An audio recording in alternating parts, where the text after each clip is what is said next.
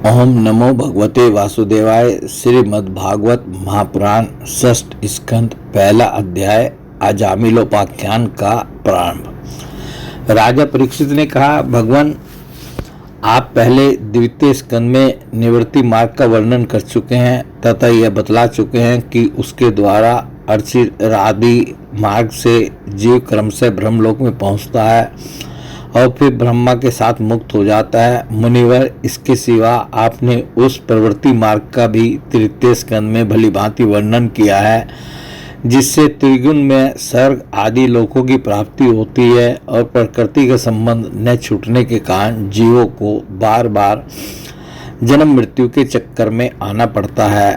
आपने यह भी बतलाया कि अधर्म करने से अनेक नरकों की प्राप्ति होती है और पांचवें स्कंद में उनका विस्तार से वर्णन भी किया। चौथे स्कंद में आपने उस प्रथम मनवंतर का वर्णन किया जिसके अधिपति स्वयंभू मनु थे। साथ ही चौथे और पांचवें स्कंद में प्रियव्रत और उत्तानपाद के वंशों तथा चरित्रों का एवं द्वीप, वर्ष, समुद्र, पर्वत, नदी, उद्यान और विभिन्न द्वीपों के वृक्षों का भी निरूपण किया। भूमंडल की स्थिति, उसके द्वीप, वर्ष आदि विभाग, उनके लक्षण तथा परिमाण, नक्षत्रों की स्थिति, अतल वितल आदि भूविवर, सात पाताल और भगवान ने इन सब की जिस प्रकार सृष्टि की उसका वर्णन भी सुनाया। महाभाग, अब मैं वह उपाय जानना चाहता हूँ जिसके अनुष्ठान से मनुष्यों को अनेक भयंकर यातनाओं से पूर्ण नरकों में न जाना पड़े। आप कृपा करके उसका उपदेश कीजिए। श्री सुखदेव जी ने कहा, मनुष्य मन, वाणी और शरीर से पाप करता है। यदि वह उन पापों का इसी जन्म में प्रायश्चित न कर ले तो मरने के बाद उसे अवश्य ही उन भयंकर यातनापूर्ण नरकों में जाना पड़ता है जिनका वर्णन मैंने तुम्हें पांचवें स्कंद के अंत में सुनाया है। इसलिए बड़ी सावधानी और सजगता के साथ रोग एवं मृत्यु के पहले ही शीघ्र से शीघ्र पापों की गुरुता और लघुता पर विचार करके उनका प्रायश्चित कर डालना चाहिए। जैसे मर्मज्ञ चिकित्सक रोगों का कारण और उनकी गुरुता लघुता जानकर झटपट उनकी चिकित्सा कर डालता है। राजा परीक्षित ने पूछा, भगवान, मनुष्य राजदंड, समाजदंड आदि लौकिक और शास्त्रोक्त नरक गमन आदि पारलौकिक कष्टों से यह जानकर भी कि पाप उसका शत्रु है, पाप वासनाओं से विवश होकर बार बार वैसे ही कर्मों में प्रवृत्त हो जाता है। ऐसी अवस्था में उसके पापों का प्रायश्चित कैसे संभव है? मनुष्य कभी तो प्रायश्चित आदि के द्वारा पापों से छुटकारा पा लेता है, फिर उन्हें ही करने लगता है। ऐसी स्थिति में मैं समझता हूँ कि जैसे स्नान करने के बाद धूल डाल लेने के कारण हाथी का स्नान व्यर्थ हो जाता है, वैसे ही मनुष्य का प्रायश्चित करना भी व्यर्थ ही है। श्री सुखदेव जी ने कहा, वस्तुतः कर्म के द्वारा ही कर्म का निर्वीज नाश नहीं होता, क्योंकि कर्म का अधिकारी अज्ञानी है। अज्ञान रहते पाप वासनाएं सर्वथा नहीं मिट सकती। इसलिए सच्चा प्रायश्चित तो तत्ज्ञानी है। जो पुरुष केवल सुपथ्य का ही सेवन करता है उसे रोग अपने वश में नहीं कर सकते। वैसे ही परीक्षित, जो पुरुष नियमों का पालन करता है वह धीरे धीरे पाप वासनाओं से मुक्त हो कल्याणप्रद तत्व ज्ञान प्राप्त करने में समर्थ होता है। जैसे बांसों की झुरमुट में लगी आग बांसों को जला डालती है, वैसी धर्मज्ञ और श्रद्धावान धीन पुरुष तपस्या, ब्रह्मचर्य, इंद्रिय दमन, मन की स्थिरता, दान, सत्य, बाहर भीतर की पवित्रता तथा यम एवं नियम, इन 9 साधनों से मन, वाणी और शरीर द्वारा किए गए बड़े से बड़े पापों को भी नष्ट कर देते हैं। भगवान की शरण में रहने वाले भक्तजन जो बिरले ही होते हैं, केवल भक्ति के द्वारा अपने सारे पापों को उसी प्रकार भस्म कर देते हैं जैसे सूर्य कोहरे को। परीक्षित, पापी पुरुष की जैसी शुद्धि भगवान को आत्मसमर्पण करने से और उनके भक्तों का सेवन करने से होती है, वैसी तपस्या आदि के द्वारा नहीं होती। जगत में यह भक्ति का पंथ ही सर्वश्रेष्ठ, भय रहित और कल्याण स्वरूप है, क्योंकि इस मार्ग पर भगवत परायण सुशील साधुजन चलते हैं। परीक्षित, जैसे शराब से भरे घड़े को नदियां पवित्र नहीं कर सकती, वैसे ही बड़े बड़े प्रायश्चित बार बार किए जाने पर भी भगवत विमुख मनुष्य को पवित्र करने में असमर्थ हैं। जिन्होंने अपने भगवत गुणानुरागी मन मधुकर को भगवान श्री कृष्ण के चरणारविंद मकरंद का एक बार पान करा दिया, उन्होंने सारे प्रायश्चित कर लिए। वे सपन में भी यमराज और उनके पासधारी दूतों को नहीं देखते, फिर नरक की तो बात ही क्या है। परीक्षित, इस विषय में महात्मा लोग एक प्राचीन इतिहास कहा करते हैं। उसमें भगवान विष्णु और यमराज के दूतों का संवाद है, तुम मुझसे उसे सुनो। कान्यकुब्ज नगर कन्नौज में एक दासीपति ब्राह्मण रहता था। उसका नाम था अजामिल। दासी के संसर्ग से दूषित होने के कारण उसका सदाचार नष्ट हो चुका था। वह पतित कभी बटोइयों को बांधकर उन्हें लूट लेता, कभी लोगों को जुए के छल से हरा देता, किसी का धन धोखा घड़ी से ले लेता और किसी का चुरा लेता। इस प्रकार अत्यंत निंदनीय वृत्ति का आश्रय लेकर वह अपने कुटुंब का पेट भरता था और दूसरे प्राणियों को बहुत ही सताता था। परीक्षित, इसी प्रकार वह वहां रहकर दासी के बच्चों का लालन पालन करता रहा। इस प्रकार उसकी आयु का बहुत बड़ा भाग 88 वर्ष बीत गया। बूढ़े अजामिल के 10 पुत्र थे। उनमें सबसे छोटे का नाम था नारायण। माँ बाप उससे बहुत प्यार करते थे। वृद्ध अजामिल ने अत्यंत मोह के कारण अपना संपूर्ण हृदय अपने बच्चे नारायण को सौंप दिया था। वह अपने बच्चे की तोतली बोली सुन सुनकर तथा बाल सुलभ खेल देख देख कर फूला नहीं समाता था। अजामिल बालक के स्नेह बंधन में बंध गया था। जब वह खाता तब उसे भी खिलाता, जब पानी पीता तो उसे भी पिलाता। इस प्रकार वह अति से मूढ़ हो गया था। उसे इस बात का पता ही नहीं चला कि मृत्यु मेरे सिर पर आ पहुंची है।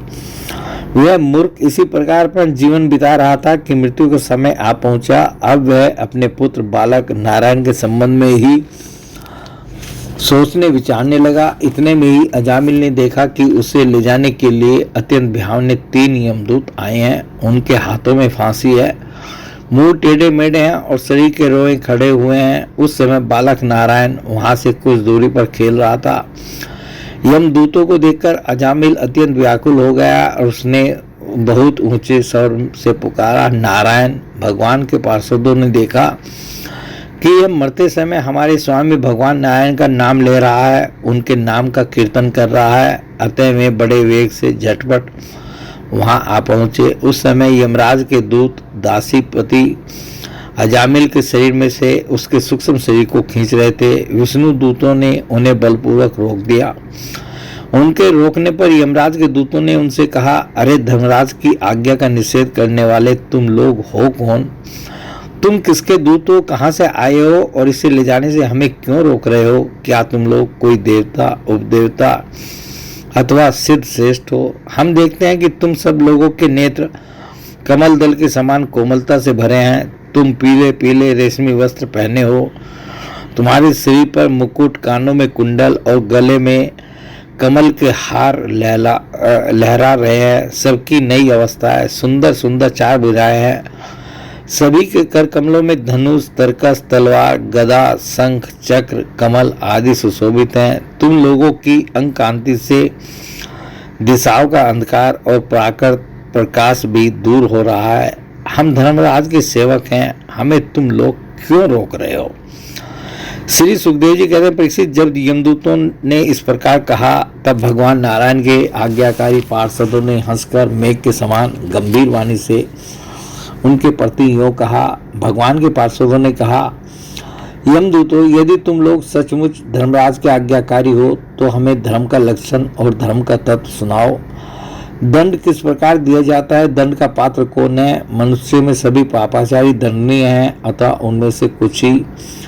यमदूतों ने कहा, वेदों ने जिन कर्मों का विधान किया है वे धर्म है और जिनका निषेध किया है वे अधर्म है। वेद स्वयं भगवान के स्वरूप हैं, वे उनके स्वाभाविक श्वास प्रश्वास एवं स्वयं प्रकाश ज्ञान है, ऐसा हमने सुना है। जगत के रज्जों में, सत्वमें और तमों में सभी पदार्थ, सभी प्राणी अपने परम आश्रय भगवान में ही स्थित रहते हैं। वेद ही उनके गुण, नाम, कर्म और रूप आदि के अनुसार उनका यथोचित विभाजन करते हैं। जीव शरीर अथवा मनोवृत्तियों से जितने कर्म करता है उसके साक्षी रहते हैं सूर्य, अग्नि, आकाश, वायु, इंद्रियां, चंद्रमा, संध्या, रात, दिन, दिशाएं, जल, पृथ्वी, काल और धर्म। इनके द्वारा अधर्म का पता चल जाता है और तब दंड के पात्र का निर्णय होता है। पाप कर्म करने वाले सभी मनुष्य अपने अपने कर्मों के अनुसार दंडनीय होते हैं।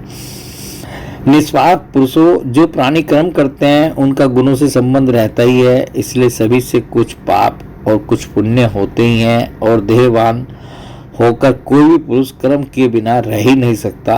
इस लोक में जो मनुष्य जिस प्रकार का और जितना अधर्म या धर्म करता है वह परलोक में उसका उतना और वैसा ही फल भोगता है। देव शिरोमणियों, सत्य, रज और तम इन तीन गुणों के भेद के कारण इस लोक में भी तीन प्रकार के प्राणी दिख पड़ते हैं, पुण्यात्मा, पापात्मा और पुण्य पाप दोनों से युक्त अथवा सुखी दुखी और सुख दुख दोनों से युक्त। वैसे ही इस परलोक में भी उनकी त्रिविधता का अनुमान किया जाता है। वर्तमान समय ही भूत और भविष्य का अनुमान करा देता है, वैसे ही वर्तमान जन्म के पाप पुण्य भी भूत और भविष्य जन्मों के पाप पुण्य का अनुमान करा देते हैं। हमारे स्वामी अजन्मा भगवान सर्वज्ञ यमराज सबके अंतःकरणों में ही विराजमान है, इसलिए वे अपने मन से ही सबके पूर्व रूपों को देख लेते हैं। वे साथ ही उनके भावी स्वरूप का भी विचार कर लेते हैं। जैसे सोया हुआ अज्ञानी पुरुष सपन के समय प्रतीत हो रहे कल्पित शरीर को ही अपना वास्तविक शरीर समझता है, सोए हुए अथवा जागने वाले शरीर को भूल जाता है, वैसे ही जीव भी अपने पूर्व जन्मों की याद भूल जाता है और वर्तमान शरीर के सिवा पहले और पिछले शरीरों के संबंध में कुछ भी नहीं जानता। सिद्ध पुरुषों, जीव इस शरीर में 5 कर्मेंद्रियों से लेना देना, चलना फिरना आदि काम करता है। 5 ज्ञानेंद्रियों से रूप रस आदि 5 विषयों का अनुभव करता है और 16वें मन के साथ 17वां वह स्वयं मिलकर अकेले ही मन, ज्ञानेंद्रिय और कर्मेंद्रिय इन तीनों के विषयों को भोगता है। जीव का यह 16 कला और सत्वादि 3 गुणों वाला लिंग शरीर अनादि है। यही जीव को बार बार हर्ष, शोक, भय और पीड़ा देने वाले जन्म मृत्यु के चक्कर में डालता है। जो जीव अज्ञानवश काम, क्रोध, लोभ, मोह, मद, मत्सर इन 6 शत्रुओं पर विजय प्राप्त नहीं कर लेता, उसे इच्छा न रहते हुए भी विभिन्न वासनाओं के अनुसार अनेकों कर्म करने पड़ते हैं। वैसी स्थिति में वह रेशम के कीड़े के समान अपने को कर्म के जाल में जकड़ लेता है और इस प्रकार अपने हाथों मोह का शिकार बन जाता है। कोई शरीरधारी जीव बिना कर्म किए कभी एक क्षण भी नहीं रह सकता। प्रत्येक प्राणी के स्वाभाविक गुण बलपूर्वक विवश करके उससे कर्म कराते हैं। जीव अपने पूर्व जन्मों के पाप पुण्य में संस्कारों के अनुसार स्थूल और सूक्ष्म शरीर प्राप्त करता है। उसकी स्वाभाविक एवं प्रबल वासनाएं कभी उसे माता के जैसा स्त्री रूप बना देती हैं और कभी पिता के जैसा पुरुष रूप। प्रकृति का संसर्ग होने से ही पुरुष अपने को अपने वास्तविक स्वरूप के विपरीत लिंग शरीर मान बैठा है। यह विप्रिय भगवान के भजन से शीघ्र ही दूर हो जाता है। देवताओं, आप जानते ही हैं कि यह शरीर कि यह अजामिल बड़ा शास्त्रज्ञ था। शील, सदाचार और सद्गुणों का तो यह खजाना ही था। ब्रह्मचारी, विनयी, जितेंद्रिय, सत्यनिष्ठ, मंत्रवेता और पवित्र भी था। इसने गुरु, अग्नि, अतिथि और वेद पुरुषों की सेवा की थी। अहंकार तो इसमें था ही नहीं। यह समस्त प्राणियों का हित चाहता, उपकार करता, आवश्यकता के अनुसार ही बोलता और किसी के गुणों में दोष नहीं ढूंढता था। एक दिन यह ब्राह्मण अपने पिता के आदेशानुसार वन में गया और वहां से फल फूल, समिधा आदि कुछ लेकर घर के लिए लौटा। लौटते समय इसने देखा कि एक भ्रष्ट शूद्र जो बहुत कामी और निर्लज है, शराब पीकर किसी वेश्या के साथ विहार कर रहा है। वेश्या भी शराब पीकर मतवाली हो रही है। नशे के कारण उसकी आंखें नाच रही हैं। वह अर्धनग्न अवस्था में हो रही है। वह शूद्र उस वेश्या के साथ कभी गाता, कभी हंसता और कभी तरह तरह की चेष्टाएं करके उसे प्रसन्न करता है। निष्पाप पुरुषों, शूद्र की भुजाओं में अंग राग आदि कामोद्दीपक वस्तुएं लगी हुई थी और वह उनसे उस उल्टा का आलिंगन कर रहा था। अजामिल उन्हें इस अवस्था में देखकर सहसा मोहित और काम के वश में हो गया। यद्यपि अजामिल ने अपने धैर्य और ज्ञान के अनुसार अपने काम वेग से विचलित मन को रोकने की बहुत चेष्टाएं की, परंतु पूरी शक्ति लगा देने पर भी वह अपने मन को रोकने में असमर्थ रहा। उस वेश्या को निमित्त बनाकर काम पिशाच ने अजामिल के मन को ग्रस लिया।